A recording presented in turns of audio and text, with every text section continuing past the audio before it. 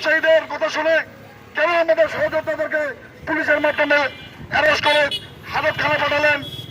আপনাদের আগে উচিত ছিল এটি ভেরিফাই।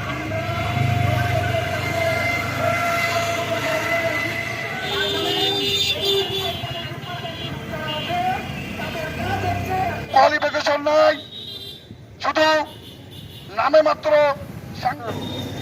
বর্তমান সরকারের মান্য করেন, তারপর সিদ্ধান্ত নেন। দয়া করে আমাদেরকে দালাল বলবেন না। আপনাকে দিয়ে আপনাকে মাথায় রাখতে হবে, আপনার যে মেডিকেশন তার কাছে প্রমোট করেছি, যার ভিত্তিতে ডক্টর লিখেছে, তার মানে দালাল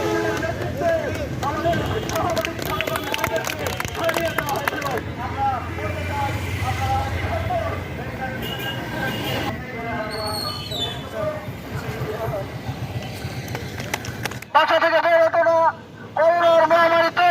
তখন সারা বাংলাদেশে আপনাদেরকে মনে রাখতে হবে, আপনার তো জীবন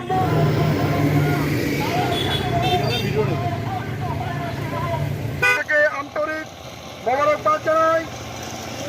আমার সহকর্মীরা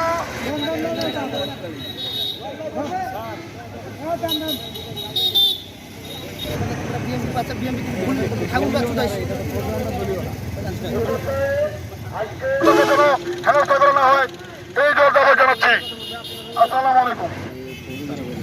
আজকের এই প্রতিবাদ মানববন্ধনের দালাল বলা বন্ধ করা হবে না যতদিন পর্যন্ত সামাজিক যোগাযোগ মাধ্যম থেকে রিপ্রেজেন্টেটিভদের আপনারা আগে স্পষ্টভাবে জানেন মেডিকেল রিপ্রেজেন্টেটিভ কারা, তাদের কাজ কি।